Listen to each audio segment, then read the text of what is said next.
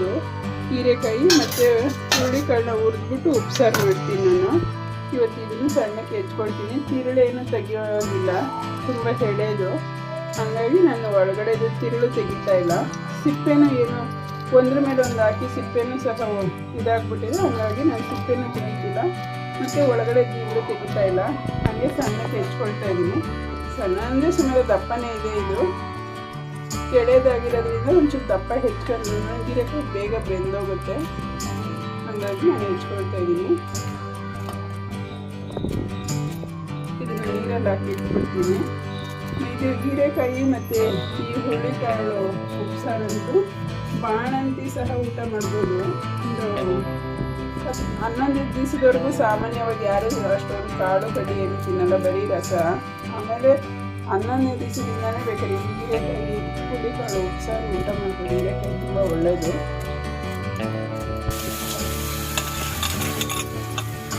ನಾನು ಹೀರೆಕಾಯಿನ ಒಂದ್ಸರಿ ತೊಳೆದಿದ್ದೀನಿ, ಹಾಗಾಗಿ ಒಂದ್ಸರಿ ತೊಳೆದ್ರೆ ಸಾಕು.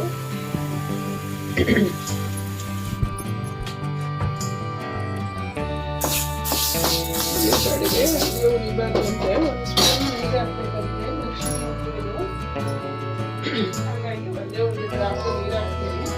ಯಾವಾಗ ಅಷ್ಟೇ ಹುರುಳಿಕಾಳು ಉರಿಬೇಕಾದ್ರೆ ಒಂದು ಸ್ಪೂನ್ ನೀರು ಹಾಕ್ಬಿಟ್ಟು ಉರಿಬೇಕಂತೆ. ಅದು ಪಟ ಪಟ ಅನ್ನೋದ್ರಿಂದ ಸಮಸ್ಯೆ ಬರುತ್ತೆ ಅಂದ್ಬಿಟ್ಟು ಒಂಚೂರು ನೀರು ಹಾಕ್ಬಿಟ್ಟು ಉರಿಬೇಕಂತೆ. ಹಾಕಿದೆ ಇವಾಗ ಇದು ಹಾಕಿದೆ. ಇವಾಗ ಇದಕ್ಕೆ ಒಂದು ಸ್ವಲ್ಪ ನೀರು ಹಾಕೋಬೇಕು ತೊಳ್ಕೊಳ್ಳೋಕ್ಕೆ, ಬೇಗ ಬೇಯುತ್ತೆ. ಇಟ್ಕೊಳ್ತೀನಿ. ಇದಕ್ಕೆ ಒಂದು ಸ್ವಲ್ಪ ನೀರು ಹಾಕ್ತೀನಿ.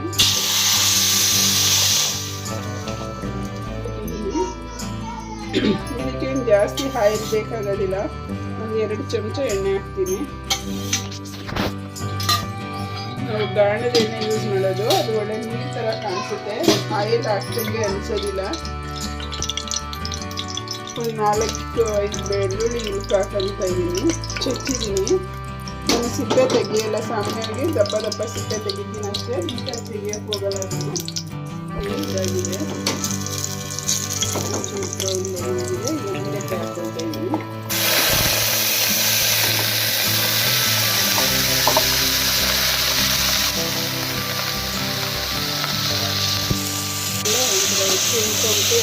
ಕಿರಾಗಿರುತ್ತೆ ಹೀರೆಕಾಯಿ.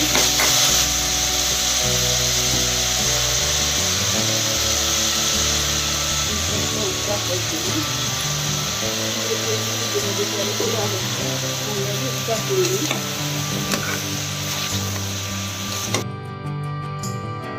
ಕೈ ಸ್ವಲ್ಪ ನೀರಾಗೇ ಇದೆ. ಹುರುಳಿಕಾಳು ಹಾಕ್ತೀನಿ. ಹುರುಳಿಕಾಳು ನೀರನ್ನ ಎಳ್ಕೊಳ್ಳುತ್ತೆ. ಅವಾಗವಾಗ ಮಧ್ಯೆ ಹಿಂಗೆ ತಿರುಗಿಸ್ತಾ ಇರಬೇಕು.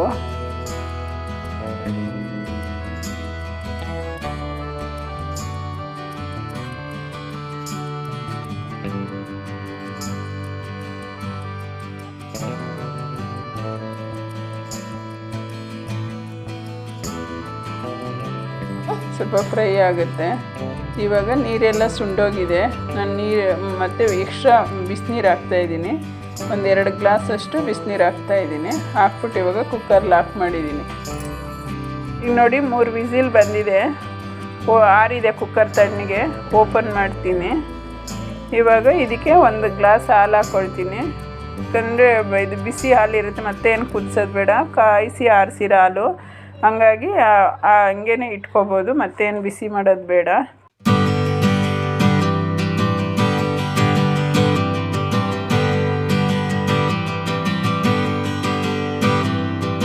ಇವಾಗ ನೋಡಿ ಬಿಸಿ ಹೀರೆಕಾಯಿ ಹುರುಳಿಕಾಳು ಉಪ್ಸಾರು ಮುದ್ದೆ ರೆಡಿ. ಧನ್ಯವಾದಗಳು.